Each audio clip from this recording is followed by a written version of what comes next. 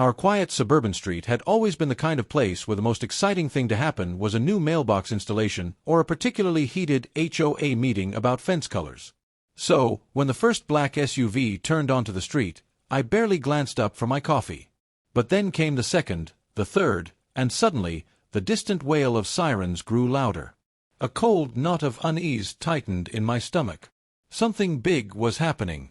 I glanced toward Karen's house, where she and her usual crew of busybodies were laughing and congratulating themselves.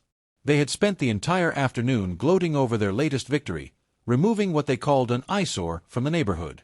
I didn't know all the details, but from the smug look on Karen's face, it was clear she thought she had won some great battle. If only she knew how wrong she was. As the first police cruiser pulled up, its red and blue lights flashing ominously, I realized this wasn't just a routine visit. This was something far more serious.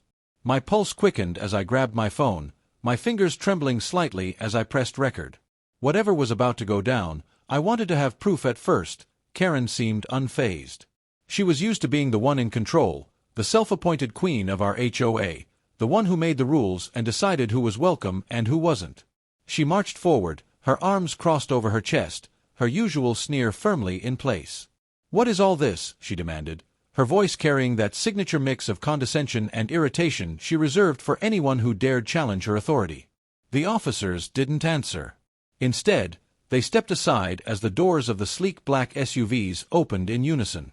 My breath hitched as a team of suited security personnel emerged, their eyes scanning the area with practiced precision. Then, the back door of the central SUV swung open, and the entire street seemed to hold its breath. Out rolled my sister, Sarah, her presence commanding even from the wheelchair she now used. She wore her official governor's blazer, the very same one I had seen her wear at televised press conferences, and her expression was one of pure, unshakable authority. For the first time since this whole ordeal began, Karen's confident mask cracked. "Actually, Mrs. Thompson," Sarah's voice rang out, clear and unwavering, "this became a state matter the moment you violated federal disability protection laws." The street fell into an eerie silence, only broken by the distant hum of more approaching sirens. Karen's mouth opened, then closed, her hands clenching tightly around the stack of violation notices she always seemed to have on hand. "Disability laws," she scoffed, though her voice had lost some of its usual bite. "This is a private neighborhood matter. The HOA has full authority to enforce its rules." Sarah's security detail moved in perfect formation as she wheeled forward, never breaking eye contact with Karen. "Not when those rules directly violate federal and state protections," Sarah countered, pulling a document from the folder on her lap. "And certainly not when you destroy state property without authorization." The collective gasp from the gathered neighbors was almost comical. I could see Mrs. Jenkins from across the street already holding up her phone, broadcasting the entire exchange live on Facebook. This was far from over. Karen stumbled slightly, her bravado faltering. "State property," she repeated, her voice now an octave higher. "What are you talking about?" Sarah barely blinked as she handed the document to one of the officers, who in turn presented it to Karen. "Would you like to see the deed?" she asked smoothly. "Or should we start with the Americans with Disabilities Act? I'm particularly familiar with Title II, having just signed new state protections last month." The words hit Karen like a slap. She had spent years ruling over the HOA with an iron fist, using obscure bylaws and technicalities to bend the neighborhood to her will. But this was out of her depth. The pages in her hands trembled slightly as she skimmed them, her face going through a kaleidoscope of emotions: confusion, disbelief, anger, and finally, fear. "But the HOA bylaws clearly state," she tried again, grasping at straws. Sarah simply nodded to her assistant, who stepped forward with a thick binder. "Interesting that you mentioned those," she said, flipping open the binder with practiced ease. "My legal team has spent the afternoon reviewing every single one of them. And do you know what we found?" The tension was almost unbearable. Karen's shoulders stiffened, but she said nothing. The crowd around us had grown, the entire neighborhood now invested in what was quickly becoming the downfall of the most disliked woman on the block. Sarah continued, her tone measured but firm. "We found multiple violations of federal and state law, discriminatory policies, unlawful fines, and," she held up another document, her expression unreadable, "several complaints of harassment, all filed against you personally. The murmurs of the crowd turned into full-blown whispers. Karen's cronies, the same ones who had been high-fiving her not long ago, were slowly backing away, eager to distance themselves from the unfolding disaster. "So," Sarah continued, clasping her hands together, "the question now is, how would you like to proceed? We can handle this formally, with an official investigation, legal actions, and potential criminal charges." She let the words hang in the air, watching as Karen swallowed hard. "Or," she said, her voice deceptively light, "you can step down from your position, immediately and permanently, and relinquish control of the HOA to a legally appointed committee that will ensure compliance with all state and federal laws." The silence was deafening. Karen looked around, searching for support, but found none. She had spent years ruling with fear and intimidation, but now, when she needed allies the most, she stood alone. And as she slowly, reluctantly nodded, I realized I had just witnessed the end of an era that, quite frankly, none of us would miss. For a long, agonizing moment, Karen stood frozen in place, her grip tightening on the stack of HOA violation notices she had wielded like weapons for years. But those notices meant nothing now. Her face had drained of color, her usual haughty expression replaced by something bordering on sheer panic. She opened her mouth to speak, perhaps to argue, perhaps to beg, but no words came out. Sarah watched her carefully, the same way a seasoned politician assesses a desperate opponent during a televised debate. "I suggest you choose wisely, Mrs. Thompson," Sarah continued, her voice level but firm. "Because once the formal investigation begins, it won't just be about HOA bylaws. It will be about your personal liability, your actions, and the very real consequences that come with them." She motioned to one of the officers, who stepped forward with a folder labeled State Attorney General's Office. My stomach did a flip. If Sarah had already brought in the Attorney General's office, this was beyond just a warning. It was a legal hammer about to come down. The neighbors around me whispered in hushed voices. Karen had spent years bullying people, but now she was standing face to face with a force she couldn't intimidate. Karen turned to the gathering crowd, as if searching for an ally. Her usual supporters, the same people who had cheered her on just hours ago, were suddenly nowhere to be found. A few of them even took deliberate steps back, not wanting to be associated with what was unfolding. Mrs. Jenkins, still live-streaming on Facebook, zoomed in on Karen's increasingly panicked expression. "Guess HOA power doesn't mean much when you break federal law," she muttered loud enough for people to hear. A ripple of agreement moved through the onlookers. Mr. Patel from 3 houses down crossed his arms and shook his head. "All these years, she thought she was untouchable," he murmured. "Not anymore." Karen turned back toward Sarah, her expression shifting between disbelief and desperation. "You can't just come in here and take over," she stammered. "This is my neighborhood." Sarah didn't flinch. "No, Mrs. Thompson," she replied calmly. "This is the state's neighborhood now. And as governor, it is my duty to ensure that the laws protecting its residents are enforced." Karen inhaled sharply, her chest rising and falling in uneven breaths. She was running out of options. Sarah's assistant stepped forward again, holding another document. "We have also uncovered financial discrepancies in the HOA's records," she said smoothly. Karen visibly recoiled. "What?" she choked out. That's impossible." But the assistant continued as if she hadn't heard her. "Unauthorized fines. Misuse of funds. Invoices that don't match expenses. Our team has already forwarded the evidence to the appropriate financial crime unit for further investigation." Karen shook her head wildly, her eyes darting from Sarah to the document to the officers standing stone-faced nearby. "This is ridiculous," she tried again, her voice shrill. "It's a mistake." But no one was listening. The weight of her years of unchecked power was finally crushing down on her, and for the first time, there was no escape. "You have one last chance," Sarah said, her voice low and final. "Step down. Resign from the HOA. Relinquish all authority, effective immediately. If you refuse, we will proceed with full-scale legal action, and I assure you, it will not end well for you." The street was deathly silent. Even the officers, who had maintained their professional detachment, seemed to be waiting for Karen's response. Karen's hands trembled as she looked around, perhaps hoping for one final moment of defiance. But the fight had left her. The Karen who had ruled the neighborhood with an iron fist was gone, replaced by a woman who had just realized she had lost everything. Slowly, stiffly, she nodded. "Fine," she croaked out. "I resign." A murmur rippled through the crowd, followed by a few scattered claps. The officers exchanged glances but didn't move. This wasn't an arrest, not yet. Sarah gave a small nod to her assistant, who made a note in the binder. "Then it's settled," Sarah said simply. "The HOA board will be restructured under state oversight. Effective immediately, all discriminatory policies will be revoked, and any illegally imposed fines will be reviewed for reimbursement." Karen flinched at that last part. Who knew how much money she had unfairly collected over the years? "You'll receive formal notification of next steps soon," Sarah finished. Then, almost as an afterthought, she added, "Oh, and Mrs. Thompson? I strongly suggest you get a lawyer." Karen's breath hitched, but she said nothing. Sarah turned to leave, her security detail moving seamlessly around her. The mood in the neighborhood shifted. People who had spent years feeling powerless under Karen's reign suddenly seemed to stand a little taller. A sense of justice, of long overdue change, settled over the crowd. Neighbors who had never spoken to one another before exchanged knowing smiles.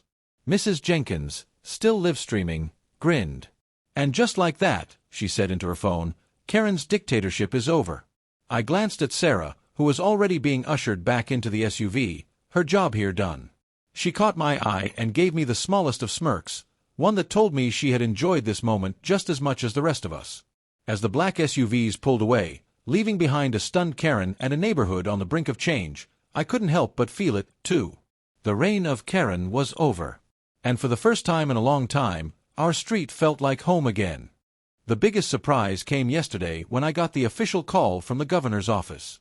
At first, I thought it was just another follow-up on Sarah's continued work in reforming local HOAs, but when I answered, I was met with a different kind of news. I had been promoted, officially chosen to run the state's newly established Homeowner Protection Office. The office had been created as part of Sarah's larger initiative to prevent power-hungry HOA boards from overstepping their legal boundaries, and my first major responsibility? Teaching other neighborhoods how to transform their HOAs from authoritarian bullies into genuine, community-focused helpers. I sat at my desk for a long time after that call, absorbing the weight of it. Just a year ago, I was an ordinary resident, watching helplessly as Karen and her cronies terrorized the neighborhood.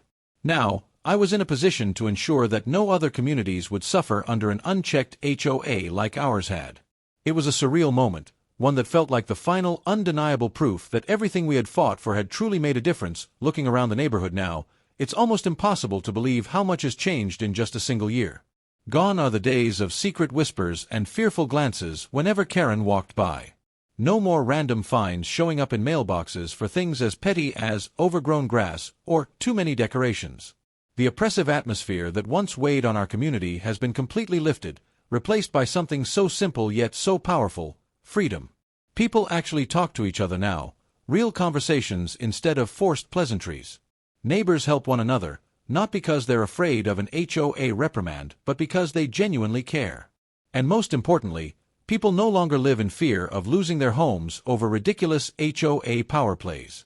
That, more than anything else, makes all the effort worth it. The fear is gone, replaced by a sense of ownership, not just of property, but of the neighborhood itself. We don't just live here, we belong here. When Sarah told me our story had been included in school textbooks, I thought she was joking. But she wasn't. Somewhere out there, students studying disability rights law and homeowner protections are reading about what happened on our street, how one corrupt HOA was taken down by the very people it sought to control. It's strange to think that something as local as our little suburban battle made its way into history books, but I guess that's how real change starts. Not in grand, sweeping gestures, but in small communities where people finally say, enough is enough. And while the recognition is nice, that's not what really matters. The real victory isn't in the headlines or the new laws. It isn't even in the textbooks. The real victory is in the way our neighborhood has transformed, how the people in it have changed. Because at the end of the day, all the policies and legal reforms in the world mean nothing if they don't impact real people in real ways. And here, in our small but mighty neighborhood, the change is visible in every little Mrs. Rodriguez's garden gnome army is a perfect example. A year ago, Karen had slapped her with fines for every single one of her gnome decorations, calling them unsightly clutter that violated HOA aesthetic guidelines. But now, Her little ceramic soldiers have multiplied. Every week, it seems like a new one appears. Some wearing tiny hats, others carrying little lanterns, and one particularly mischievous-looking gnome that she claims keeps watch over Karen's old house.